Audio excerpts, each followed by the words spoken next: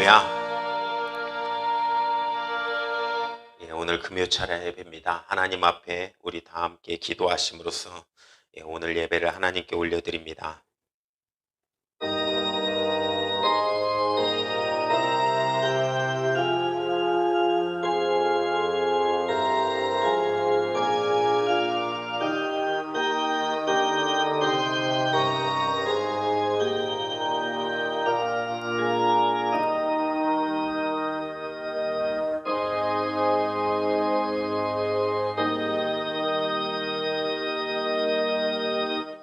믿음은 바라는 것들의 실상이요 보지 못하는 것들의 증거니 선진들이 이로써 증거를 얻었느니라. 아멘. 오늘도 하나님께 예배할 수 있도록 허락하여 주신 은혜를 감사드립니다. 하나님, 우리의 마음과 생각이 언제나 주님께 집중되며 은혜 가운데 거할 수 있도록 하나님께서 역사하옵소서. 세상은 혼란하고 또한 코로나로 질병 가운데 또한 재해 가운데 있습니다. 하나님, 이렇게 힘든 사람들을 또한 위로하여 주시되 특별히 우리 믿는 사람들이 기도함으로 또한 깨어 있어서 이 시대를 분별하고 또한 믿음으로 살아갈 수 있는 은혜의 역사도 허락하여 주시옵소서. 특별히 하나님, 이번 기회를 통하여 다시 한번 신앙을 점검하며 우리의 현주소, 우리의 민낯이 어떤지 알고 깨달아 하나님의 뜻대로 살아가는 역사도 이루어지고 나타날 수 있도록 도와주시옵소서. 주님, 간절히 바라옵고나옵기는 하나님, 또한 하나님, 학교 다니는 학교 가운데 학교 가지 못해서 어려운 학생들, 또한 직장이 어려운 직장인들, 하나님, 그리고 또한 자영업자들, 하나님, 모든 사람들을 하나님께서 이끌어 주시고 인도하여 주시고 그들에게 자살이나 어려움이 없도록 도와주시고 우울함은 싹 다 떠나갈 수 있도록 도와주시되 하나님, 오직 예수 그리스도로 말미암아 승리하는 역사도 이루어지고 나타나게 하옵소서. 오늘도 예배합니다. 오직 주님만 영광 받으시는 예배 올려드리기를 원하며 모든 말씀 거룩하신 예수님의 이름으로 기도하옵나이다. 아멘. 오늘 함께 은혜 받으실 말씀은 사무엘상 4장입니다. 사무엘상 4장 1절부터 11절까지 말씀입니다. 구약성경 412페이지 사무엘상 4장부터 4장 1절부터 11절까지 말씀입니다. 구약성경 412페이지입니다. 사무엘상 4장 1절부터 제가 봉독합니다. 사무엘의 말이 온 이스라엘에 전파되니라. 이스라엘은 나가서 블레셋 사람과 싸우려고 에베네셀 곁에 진치고 블레셋 사람은 아벡에 진쳤더니 이스라엘을 대하여 향호를 벌이니라. 그 둘이 싸우다가 이스라엘이 블레셋 사람 앞에서 패하여 그들에게 전쟁에서 죽임을 당한 군사가 4,000명 가량이라. 백성이 진으로 돌아오매 이스라엘 장로들이 가로되 여호와께서 어찌하여 우리로 오늘 블레셋 사람 앞에 패하게 하셨는고 여호와의 언약궤를 실로에서 우리에게로 가져다가 우리 중에 있게 하여 그것으로 우리를 우리의 원수들의 손에서 구원하게 하자 하니 이에 백성이 실로에 보내어 그룹 사이에 계신 만군의 여호와의 언약궤를 거기서 가져왔고 엘리의 두 아들 홈리와 비느하스는 하나님의 언약궤와 함께 거기 있었더라. 여호와의 언약궤가 진에 들어올 때에 온 이스라엘이 큰 소리로 외치매 땅이 울린지라. 블레셋 사람이 그 외치는 소리를 듣고 가로되 히브리 진에서 큰 소리로 외침은 어찌미뇨 하다가 여호와의 궤가 진에 들어온 줄을 깨달은지라. 블레셋 사람이 두려워하여 가로되 신이 진에 이르렀다 하고 또 가로되 우리에게 화루다. 전일에는 이런 일이 없었도다. 우리에게 화루다. 누가 우리를 이 능한 신들의 손에서 건지리요. 그들은 광야에서 여러 가지 재앙으로 애굽인을 친 신들이니라. 너희 블레셋 사람들아, 강하게 되며 대장부가 되어라. 너희가 히브리 사람의 종이 되기를 그들이 너희의 종이 되었던 것 같이 말고 대장부같이 되어 싸우라 하고 블레셋 사람들이 쳤더니 이스라엘이 패하여 각기 장막으로 도망하였고 사륙이 심히 커서 이스라엘의 보병이 엎드려진 자가 3만이었으며 하나님의 괴는 빼앗겼고 엘리의 두 아들 홈리와 비나스는 죽임을 당하였더라. 아멘. 예, 오늘 본문의 말씀을 중심으로 이 시대를 분별하며 살아가자라는 제목으로 은혜를 나누고자 합니다. 오늘 이 사무엘상 4장을 보니까 전쟁 이야기, 블레셋과 하는 전쟁 이야기와 그리고 또한 엘리 집안의 몰락, 그 홈리아 비나스가 죽고 또 뒤에 엘리 대제사장이 죽고 또 그 자녀를 낳다가 또 그 아내가 이렇게 구부러지는 역사가 오늘 본문의 4장의 말씀입니다. 사무엘상은 1장에 한나로 시작됩니다. 한나가 이제 자녀를 낳는데 그 자녀가 기도해서 낳은 자녀 사무엘이 태어나고 사무엘이 커가는 모습, 그에 반해서 홈리와 비느하스는 이제 그 죄악들을 행하고 넘어지는 모습을 계속 볼 수 있습니다. 오늘 본문의 4장에 오니까 전쟁 이야기와 그리고 엘리 집안의 몰락을 볼 수 있습니다. 이스라엘이 전쟁할 때는 보통 어떻게 하냐면 하나님께 묻던가 선지자들의 대답을 듣고 합니다. 근데 오늘 본문에 그 사사 시대에도 그런 일이 있었는데 블레셋과의 전쟁은 영적 지도자들이 그냥 나가서 위기 가운데 하는 전쟁입니다. 사실 이스라엘의 백성들이 영적으로 무력해지는 시대입니다. 그러다 보니 하나님의 명령과 하나님의 말씀과 하나님의 이상, 하나님의 뜻, 이거를 바라보는 것이 아니라 선지자들의 대답, 이거를 보는 것이 아니라 자기의 소견대로, 자기의 생각대로 그렇게 즉흥적으로 싸워야 될 때가 되니까 싸웠다라는 것입니다. 우리가 머리로 알고 주워 들은 말씀은 많은데 생의 위기를 만났을 때 사실 자기 소견대로 세상의 감각에 따라서 행하는 신앙이 우리 가운데 있다라는 것입니다. 갑각류라는 이런 짐승, 이 뭡니까, 동물이라고 해야 됩니까? 어류가 있습니다. 갑각류. 어제 누가 꽃게를 줘가지고 꽃게를 먹는데 살은 얼마 없고 껍데기만 더 많습니다. 갑각류들이 대부분 그렇습니다. 우리가 가장 비싸게 먹는 것이 무엇입니까? 랍스타죠. 랍스타도 마찬가지로 저는 딱 한 번 먹어봤나, 두 번 먹어봤나 기억에 좀 그렇습니다. 근데 이제 랍스타를 먹어도 그 껍데기가 훨씬 더 많고, 그 알맹이는 살은 조금밖에 없습니다. 사실 우리의 신앙이 알맹이가 더 풍부하고 더 건실해야 되는데 우리의 속사람이 더 강건해져야 되는데 이 소견대로 자기의 소견대로 생각하고 그렇게 살아가면 껍데기만 무력하게 꽉 차서 이렇게 그 안에 살이 꽉 차서 살아가야 되는데 그것이 없이 껍데기만 가득한 신앙생활의 모습이 이스라엘 성도 이스라엘의 모습이었다라는 것입니다. 우리는 이와 같이 하는 것이 아니라 오직 하나님의 말씀을 분별하고 또한 하나님의 뜻을 발견해서 그렇게 살아가시는 우리 성도님들 되시길 간절히 축원합니다. 그러고 나니까 4장 2절에 패배하였는데 패배해서 4천 명이 죽습니다. 그러고 나서 3절에 우리가 왜 졌지라는 이 의문점을 던져요. 사실 우리가 어떤 일에 안 되고 잘못했을 때 그리고 패배했을 때 바둑에서도 복기라는 게 있습니다. 그 바둑 두시는 분들이 굉장히 머리가 좋은 게 이렇게 복귀하는데 그거를 자기가 둔 순서를 그대로 놓으면서 이제 하면서 내가 어디가 잘못 실수했을까? 어디가 패착일까? 내가 왜 졌을까? 이거를 복귀하는 거예요. 시험도 마찬가지지 않습니까? 시험을 보고 나서 우리는 이제 시험 보고 나면 이 시험지 채점하기가 너무 싫죠.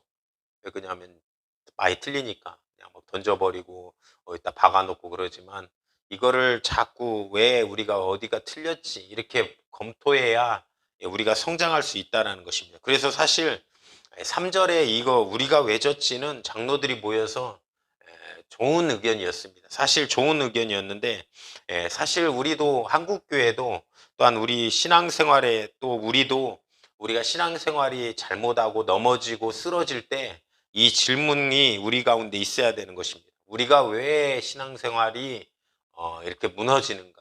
왜 지고 있는가? 이거에 대한 질문을 해야 된다는 것입니다. 한국교회도 이 질문을 반드시 지금은 한 번쯤은 하고 가야 됩니다.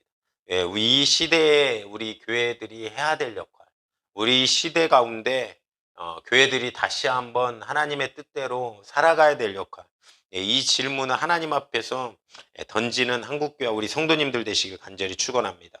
이 장로들의 질문은 굉장히 좋았습니다. 근데 3절에 보니까 해답을 낸 거에 잘못됐습니다. 해답이 무엇이었냐면 언약궤를 가져다가 싸우자. 우리가 진 이유가 언약궤가 없었기 때문에 언약궤가 있어야 우리가 전쟁에서 승리할 수 있다.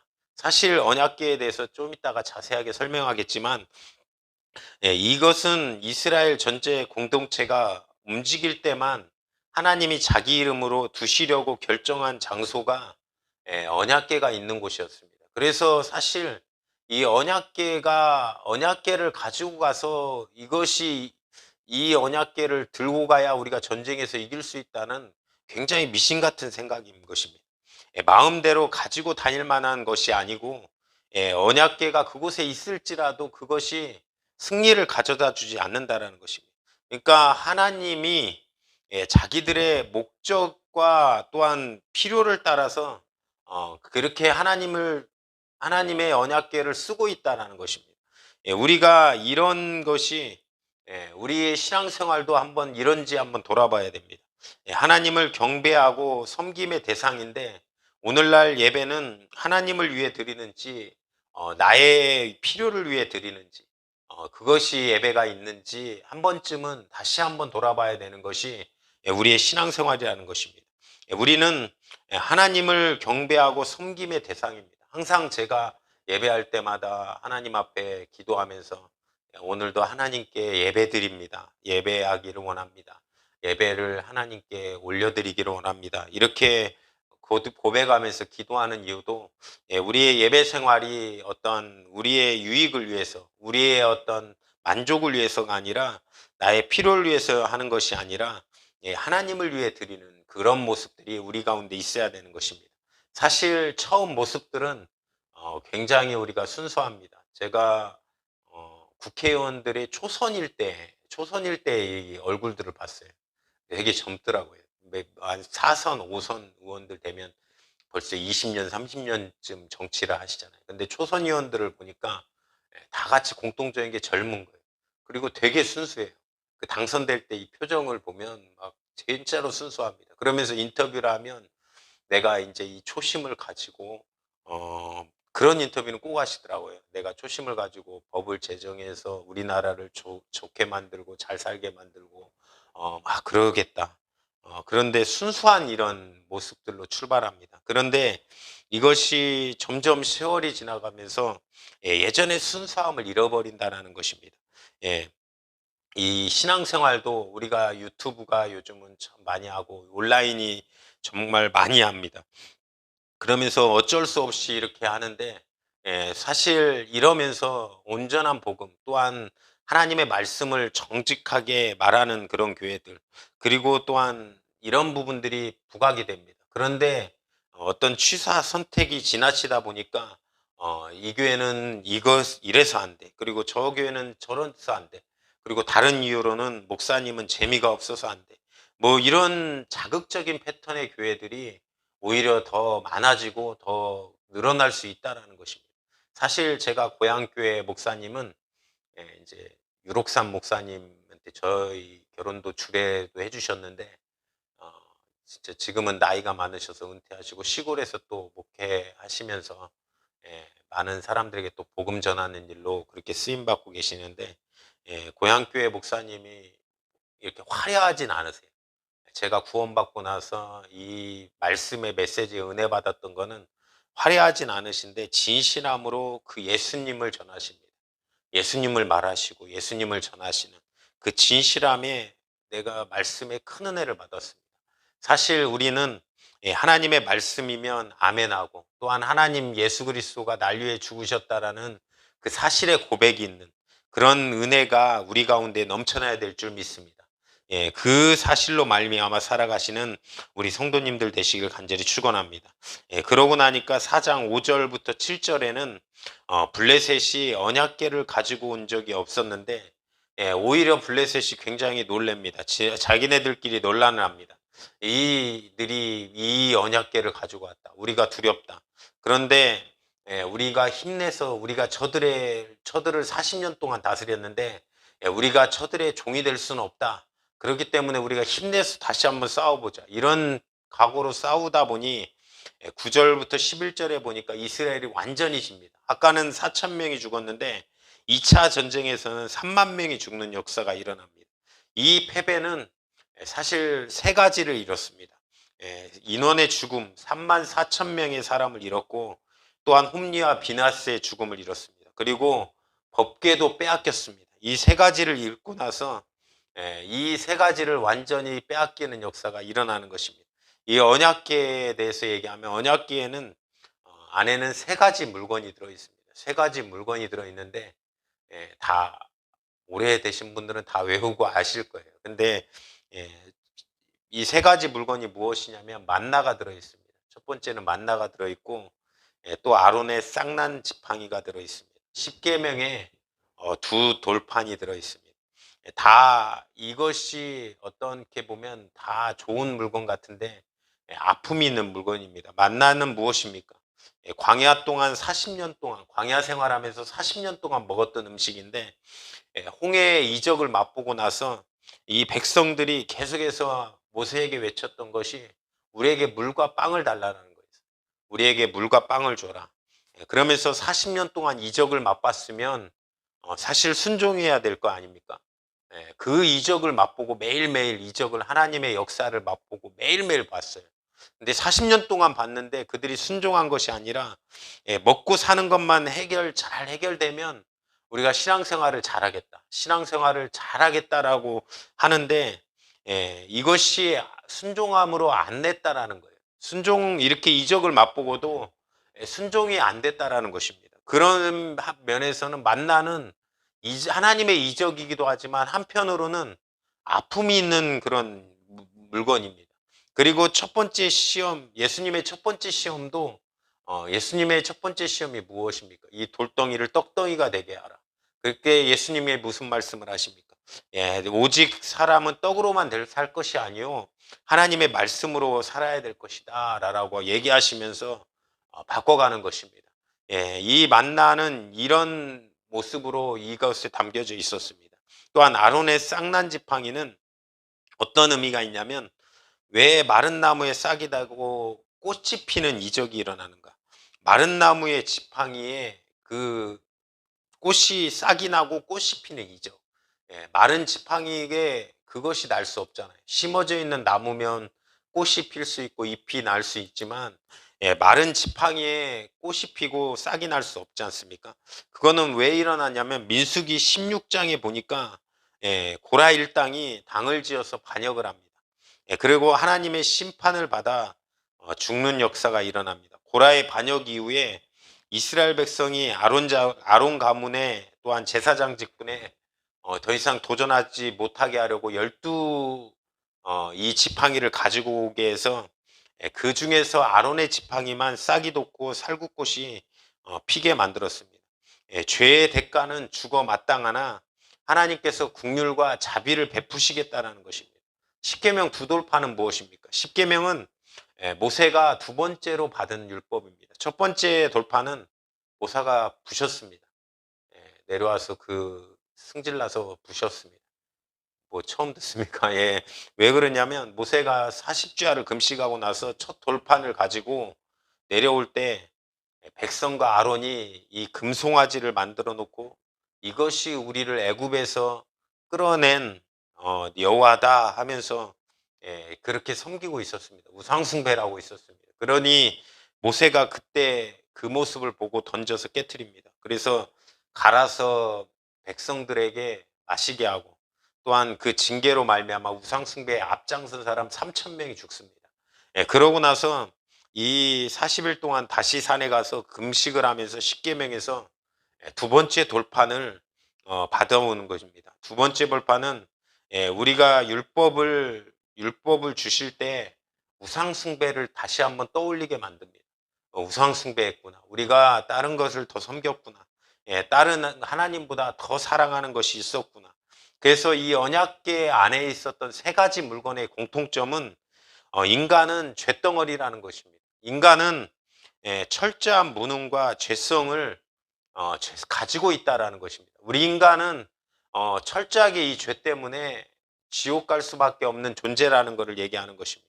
그러면서 하나님께서 우리를 얼마나 사랑하셨는가라고 얘기하는 것입니다. 그 사실을 말하고 있는 것입니다. 이것을 깨달으라고 주신 것이 언약궤인데, 이것을 가지고 무엇을 합니까? 이 언약궤를 가지고 미신화시키는 거예요. 자신들이 이 언약궤를 가지고 미신화를 시키는 것입니다. 우리의 신앙이 이렇게 될 수가 있습니다. 이렇게 오랫동안 되면 그렇게 바뀔 수가 있습니다. 우리의 신앙이 사실 다 잘못된 것은 아닙니다. 신앙생활을 오래 하고 교회가 오래되다 보니까 잘못된 것이 어느 순간에 잘못되어서 바뀌어가는 역사가 일어나는 것입니다. 사실 우리는 그것을 바라보면서 다시 한번 하나님의 말씀으로 우리가 그것으로 말미암아 돌이키는 역사가 이루어져야 되는 것입니다. 우리의 신앙이 연조가 깊어지면 깊어질수록 더 믿음이 강건해지고 또 끝날까지 하나님의 변치 않는 믿음으로 살아가야 되는데, 점점 더 어떤 다른 것이 들어오고 또한 바뀌어지는 모습들이 들어오는 것입니다. 그것이 우리가 하나님 앞에 다시 한번 말씀으로 말미암아 돌이키고 바꿔가야 될 것인 줄 믿으시기 바랍니다. 이것이 하나님의 말씀으로 다시 한번 봐야 되는 거예요. 오래됐다라고 우리가 오래된 전통, 사실 좋은 전통으로 출발한 한국교회의 어떤 믿음들이 있습니다. 사실 수요 예배도, 그 새벽 예배도, 금요 철야 예배도, 어떤 뭐 주일 예배도, 뭐 이것이 다 믿음으로 말미암아 하나 좋은 방법으로 좋은 것으로 갔습니다. 그런데 이것이 또 율법화 되는 것은 잘못되었다라는 것입니다. 또 어떠한 부분에서 우리가 하나님의 말씀으로 말미암아 계속해서 그것을 분별하고, 우리나라 교회가 또한 사는 길은 다시 말씀에 있는 것을 다시 우리 가슴과 머리에 새기고 다시 말씀의 뜻대로, 하나님의 뜻대로, 그 뜻대로 살아가는 것이 우리가 다시 한번 돌이키게 만드는 것입니다. 오직 예수, 오직 말씀으로 돌아가는 것, 그것이 우리가 다시 한번 하나님의 뜻과 방법대로 살아갈 수 있는 은혜의 역사가 이루어지는 것일 줄 믿으시기 바랍니다. 4장 15절에 보니까 엘리에 대해서 엘리 대제사장에서 표현을 하는데, 이제 나이가 많아 눈이 어둡다라고 표현됩니다. 사실 엘리 대제사장이 96세입니까? 96세, 98세입니다. 98세다 보니까 이제 눈이 어두워서 보지 못하더라. 사실 노안이 와가지고 안 보인다라는 표현일 수도 있습니다. 근데 영적으로 눈이 어두워서 지도자의 판단이 어두워진다라고 해석도 있습니다. 사실 지도자의 판단이 어두워집니다. 왜 그러냐면 엘리 대제사장이 이 사무엘상 1절에 보니까 한나가 기도하고 있는데 뭐라고 합니까? 네가 이렇게 술 취해서, 낮부터 술 취해서 있냐? 전혀 어떤 분별력과 판단력이 안 되는 거예요. 사실 3장에서도 사무엘은 하나님의 음성을 계속해서 듣습니다. 하나님의 계시를. 엘리 대제사장이 못 듣는 거예요. 나이가 많아서 눈이 어둡다라는 표현이 판단력이 어두워지고 있다라고 얘기하는 것입니다. 계속 이 판단력이 어두워져서 다른 판단, 잘못된 판단, 그런 모습들로 가고 있는 모습이 엘리의 대제사장의 모습입니다.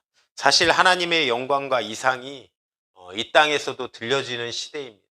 이 땅에 아직까지 우리나라가 믿음으로 말미암아 사시려는 분들이 많고, 많은 사람들이 교회를 다니지만 믿는지 안 믿는지 다니시는 분들도 많지만, 많은 사람들이 아직은 하나님과 영광의 이상이 들려지는 시대 가운데 살고 있습니다.